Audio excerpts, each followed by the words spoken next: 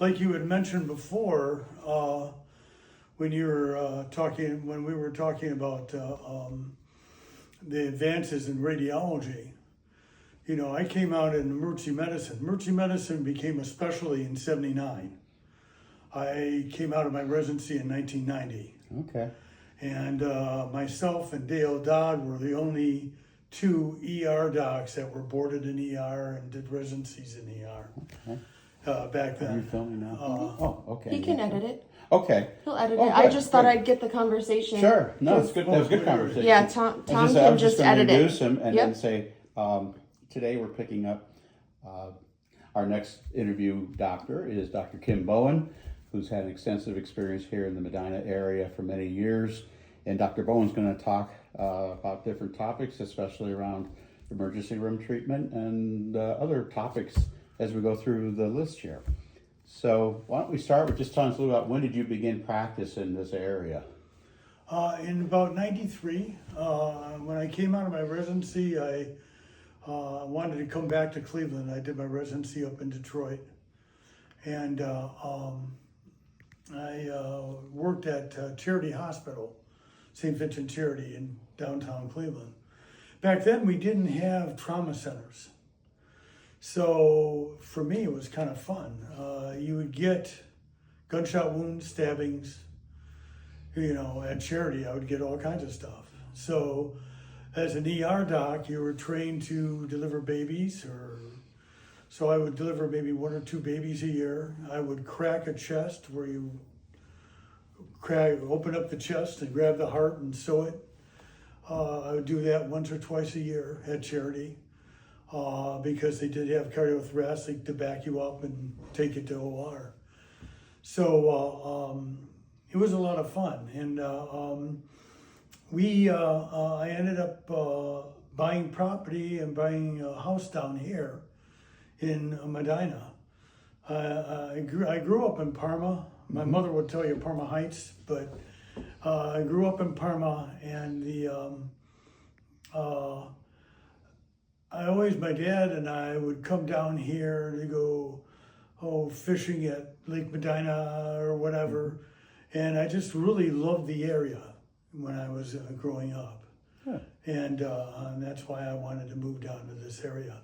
So I came down part-time in '93 and then full-time in '98. I was the co-director with Dr. Dodd for about 2 or 3 years, and then the director for until 14 when we turned over to the Cleveland Clinic.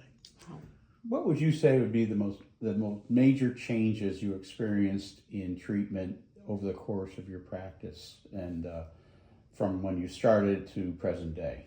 Oh my God. We were very invasive before the advent of MRIs and ultrasounds and CT scans. As we had talked about before, CT scans, when I came out of residency in '90, the tertiary centers had a CT scan for stroke or for head bleeds, but they didn't do the body. They didn't do anything else. Ultrasound was rarely available depending on what hospital it was at. So we were very invasive. So give you an example, if you were in a car accident and you had all kinds of belly pain and I suspected that there was bleeding internally in you, and I couldn't get the general surgeon to come in to take you for an exploratory lab, then I would do what's called a perineal lavage is what I would do. And that's where you'd stick a tube into the abdomen, you put normal saline fluids through, you analyze the fluid, there's blood there, then you call the surgeon, he has to come in. And take him to the water. Wow. So we used needles all the time. A pericardial infusion, if you thought there was fluid around the heart, you put a needle in the chest and did it that way. You didn't use an ultrasound to determine that. So, given all those movements in the industry and so forth and in the practice of medicine, What changes in medicine saddens you the most nowadays? Oh my God. When I came out of residency, for every hour I spent in the emergency department, at least 45 minutes of that was talking to the patient, talking to their doctor, touching the patient, examining them, whatever that may be. And then the other 15 minutes was writing my one-page note and turning around and looking at an x-ray or an EKG or that kind of thing. When I retired, I retired at the end of 2017, beginning of 2018. When I retired, it was just the opposite. 45 minutes on the computer, 15 minutes actually seeing the patient. And I gotta tell you, I don't care if you're a nurse, a doctor, a paramedic. You know, the reason you go into medicine is to take care of people, not to be on a computer and, you know, try to fill in all the words you need to fill in for the computer, whatever it may be. It's interesting you say that. The other physicians we've interviewed so far have indicated almost the same sentiment, that as you look at the future with AI and advances in medicine, do you foresee that going back to more hands-on? That's a good diagnostics? question. I don't know, Brian. I'm not sure. I am concerned about our grandchildren because I don't know, I don't want to sound corny, but when people went into medicine when I was younger, sometimes it was like a calling, as corny as that sounds, whether it be a nurse or a doctor. And now it's not. It's a job. It's a job that pays you okay and pays, so I punch in, I punch out, you know. Did you have a mentor or two that worked with you along the way as you developed your skills? Any one physician stand Mark out? Bronigan. Mark, I'm sorry. Mark Bronigan from Detroit, from Mount Carmel Hospital in Detroit. It's now, you know, the hospitals get bought out and everything, so it's now with Detroit Receiving is what it's with, that group. But he was fantastic. He was fantastic. Him and maybe Craig Elmitz as well. Mm-hmm. And ironically, Dr. Elmitz is not an ER doc. But when I first applied to medical school, I got interviews at all 7 in the state of Ohio. I didn't get in. I didn't get picked.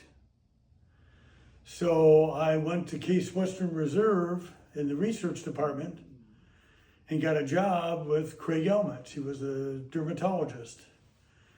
And he mentored me through the younger part of my career, just because of the way he looked at research and the way he looked at things. And we published, I don't know, 5 or 6 papers together, and he was really a powerful guy. Mm-hmm. You know, very quiet little guy though. I mean, he was not, you know.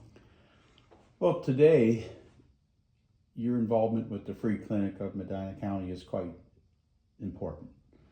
How do you think doctors years ago would have looked at the concept of a free clinic, or did they actually practice free medicine in trade or bartering with residents? You just said it. They practice free medicine. Yeah. So back in those days, if a patient couldn't afford it, they would sit there and say, okay, well, bring me a chicken or a couple eggs, you know, or, you know, whatever you think you can afford, you know, and that's the way it was looked at. Well, if you had to give advice to future people in the medical field, what do you think would be the most important advice you could give them? That the most important just don't lose track of the most important thing, and that's the patient. And don't lose track, don't get involved in trying to understand too many things or try to do too many tests or, take home understand what that patient wants and what they need.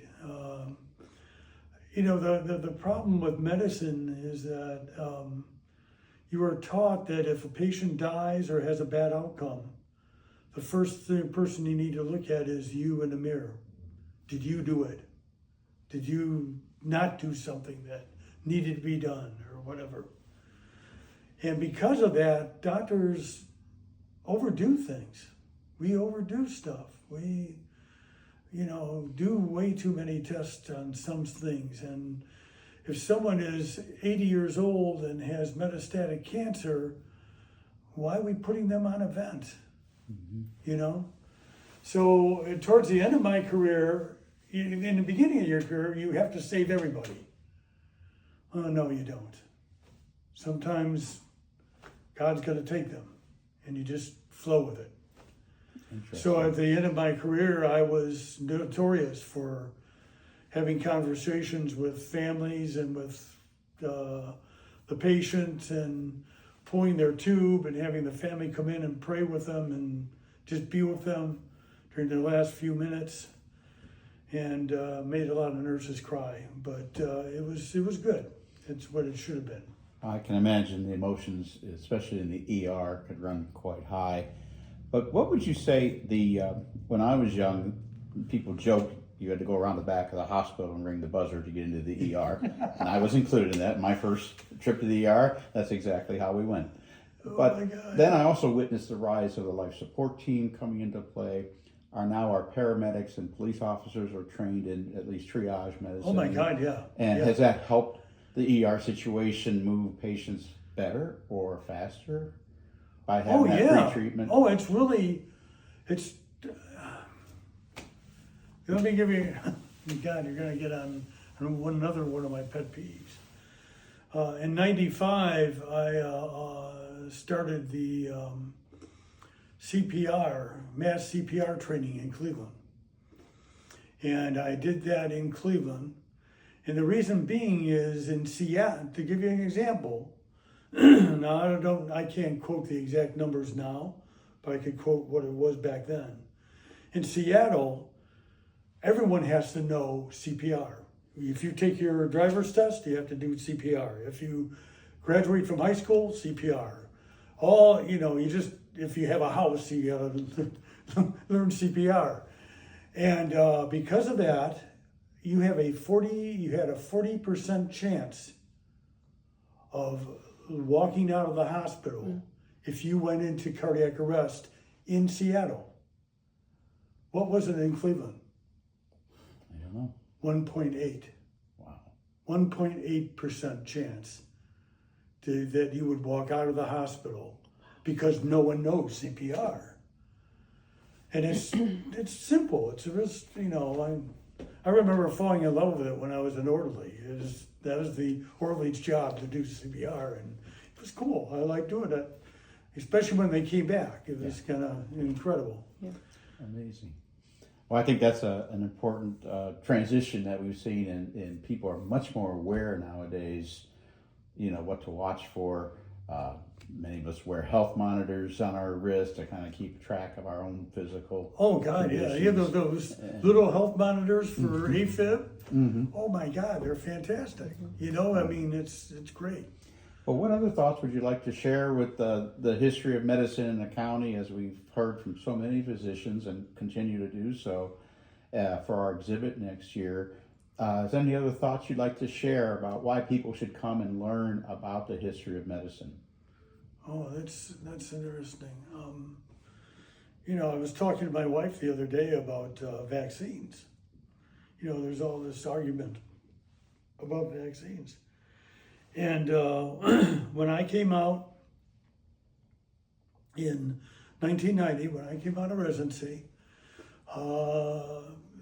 whenever I worked the ER, there'd be Oh, I'd see an epiglottitis a couple times a year.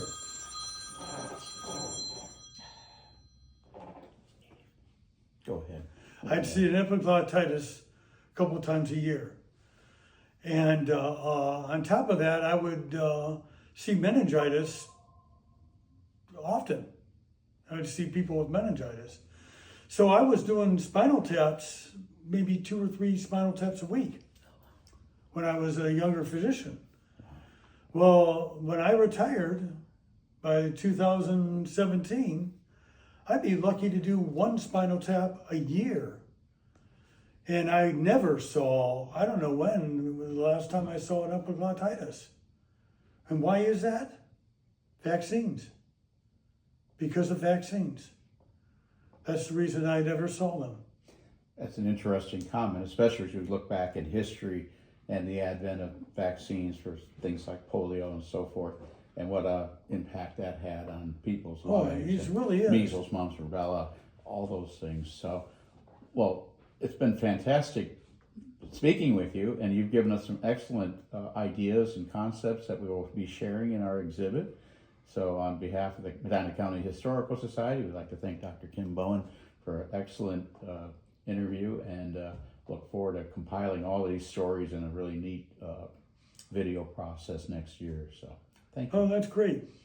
Yeah, and talk to, if you need anything from Nancy, any of those, you had mentioned something about Tom. Yeah, Tom's video that he Is Tom did. going to do a video Yeah, here too? he was here last week. Oh, cool. Yeah, he talked, and it's amazing the similarity in your comments, which is what it's kind of a recurring theme that we'll probably build on, is how medicine has changed, and less face time with the patient has been the most common every day. denominator, I think, of any of the I mean, he comments. didn't go through the hell of medical school. You come on. Oh, it's. I wasn't sure if you. I wasn't sure who it was. I heard somebody. Hi. Come on in. Are you done? We're done. Yeah, We're we just. done. I'm just recording. We're just signed off. Extra. Okay. This is my wife, Carol. Hi. You know, How Dr. you Kim doing? Bowen. Hi. He's excellent. I think your comments were spot on, and I think all the physicians, you can share at lunch, put a little of their egos in challenge. I say, if you haven't been here to share your Yeah. thoughts, because these comments are going to be broadcast for quite a while in this. Well, like I exhibit. said about radiology, there's also been changes like neurology and heart attacks. If you had a heart attack when I was a younger doctor, I'd give you TPA, but the last thing I would do would be take you to a cath lab. We didn't do that. Interesting. Yeah. No, the thought was if you took them to the heart's already irritated by having a heart attack, and if you took them to the cath lab, you'd kill them. So we never did any of that. Wow. So if you were having a stroke back then, now we go up and grab the clot, and oh my God, no, you're having a stroke. Family would sit there and say, well, what's going to happen? I don't know.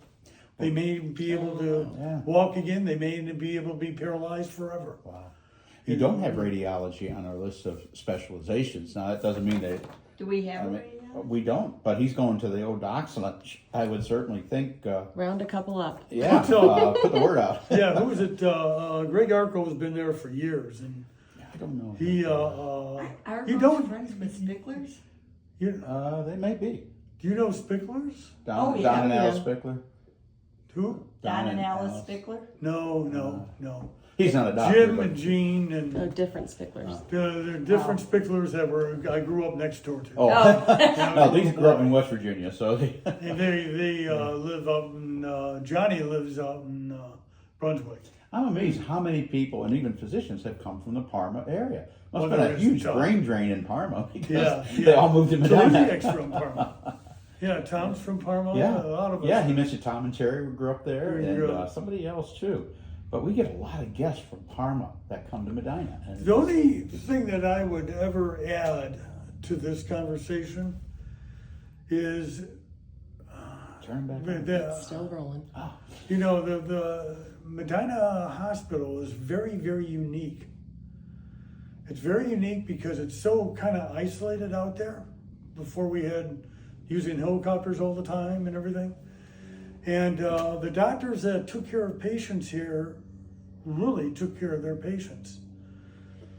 I could tell you as an ER physician, I've worked maybe, I don't know, 15 to maybe 20 different hospitals over my career. And the physicians I dealt with here at this hospital were remarkable.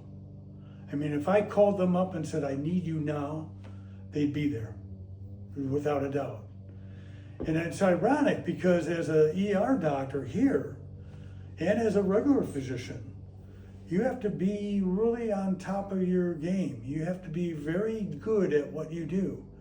You know, the jazz walls, the Warren Rose, the Rick Roses, you have to be Ebners, they all have to be excellent at what they do. And it's just, it's a rare thing that we have. To give you an example, when we were a younger group, one of our doctors had moved away from the area, so I had to get a new doctor. And a doctor came to interview with our group, and our group was really special. We were just a small group, and if we had any money left over at the end of the year, we just split it up together. It was no big deal, you know. And this doctor came to me, and she had she was working down at Grant Hospital in Columbus, which is a trauma center. And she says, well, what happens if you get a bad trauma in? Who's your trauma doctor? And I said, well, you are. And she said, oh, well, what happens if you can't intubate the patient and put a tube in their throat? Who's your anesthesiologist? I said, well, if there's no anesthesists in-house, which they're not there all the time, I said, you do a crike. You open up the neck and put the tube in, you know. And she says, well, what happens if the patient's bleeding out and they've got a splenic rupture, and what do you do? And I said, well, you give O negative blood and you call the helicopter and arrange for them to be transferred, but say a little prayer. That's about all you could do. Wow. And 2 days later, she called me. She says, there's no way I can work there. Really? She says, so she took a job over at Southwest, where they had much more support and you didn't have to be on your own. We're fortunate of the physicians we've interviewed, and I'm sure there's younger ones still very active. I'm amazed at the level of care and compassion they all share. I mean, it is kind of, like you say, there are certain things you can do and certain things you can't do to save a patient, but it certainly sounds like we have a pretty good team of physicians in this county. We really do. And one of the most biggest positives and biggest negatives of being a doctor at Medina Hospital, the positives that there were times when someone would come in that maybe you knew the son or whatever, but you took care of their grandmother or whatever, and you were able to save them, as corny as that sounds. But then the negatives were the ones that died, and you knew them, I remember, and I mentioned to you before, a physician and her daughter had died, and she saw my face and she knew exactly that her daughter had died. And it was just terrible. It was just terrible. Well, doctors are certainly human and certainly have every emotion, but you manage to contain it scientifically as well as with the personal side, which I admire in our physicians. So, well, we're very lucky. Medina, obviously you get a character or two. That's a different story. But as a whole, it was remarkable, and it made my job as an ER doc easy. I'll be honest with you. If I didn't feel comfortable with something, I didn't know what do I do next? I call the person up and they'd be there. And it's all about the patient. That's the neat thing about it. well, great. Well, thank you so much, Dr. Bowen. I think this has been a fantastic interview, and I'm looking forward to seeing all your comments, and it might be broken up a little as we answer certain questions, but I think you've given some great material to work with. Yeah. Great. So thank you. Thanks, guys. Thank you so much. I just want to thank you for starting the free clinic. Oh, it's a good thing. That's a great thing. That It's is just a great thing. Well, the reason I did it was because the ER, I'd see people in the ER and I'd be diagnosed, they had a stroke, they had a heart attack. They had belly pain, and I do a CT scan and find cancer. And the reason they're coming to the ER because we're the last thing, you know. And they didn't have health care, and they couldn't afford the medicines, you know. Mm-hmm. And it's like, this system is wrong. It is just so wrong. So that's why I started the one in Parma in '95, and then came down here. And the people here, you know, they always ask, you know, to talk to me about, like, I started it. I'll be honest with you, it's the people in Medina County that really support it. Yeah. And it really just, the people, and I mentioned to Brian before, I had mentioned when I moved down here from Parma, and I turned to one of the docs and I said, these people all think they're special. You know, I said, are they that egotistic? You know, I mean, what the heck? And, you know, he was right. I mean, the people are right. The people in this community care about others. And I've never lived in a community that was so evident like this, you know, and that's cool. That's interesting. That's a good thought to share, I think, Yeah. because, you know, with all the talk in Washington to Columbus Oh my about God. medicine and, you know, cost of insurance, who's going to have insurance, who's going to win and lose in the insurance, Medicaid arguments, I think it's wonderful that we have a free clinic. I'm sad that we need it because I think. Well, I keep on saying that I would love the day that I would have to close. Yeah. Yeah. That would We'd be have to nice. close it. Medicine That'd be cool. or, you know, medical coverage for all in some form or fashion that would be reasonable and affordable. The only negative, one of the negatives about doing that is that people would have to, in order for the government to be able to afford it, we would have to change our expectations. Like, you know, right now, you could have anything done to somebody that needs to be done medically. And they may put limitations on that as far as that's concerned. So, you know, if you're, like I said before, if you're 80-some years old and you have metastatic cancer, no, we're not going to do any more. You know, we're just going to let them go. Mm-hmm. So, Understandable. anyway. Great. I think. Dave's. Our videographer showed up. Oh, very good. Very good. So you have to repeat everything you just said. No, I That's think cool. we captured enough of it. I think Oh, we'll okay. hopefully be okay. Yeah. No, that's fine. Uh, I have, Hi, how you I don't doing? know. well, I'm I'm wondering. surprised your car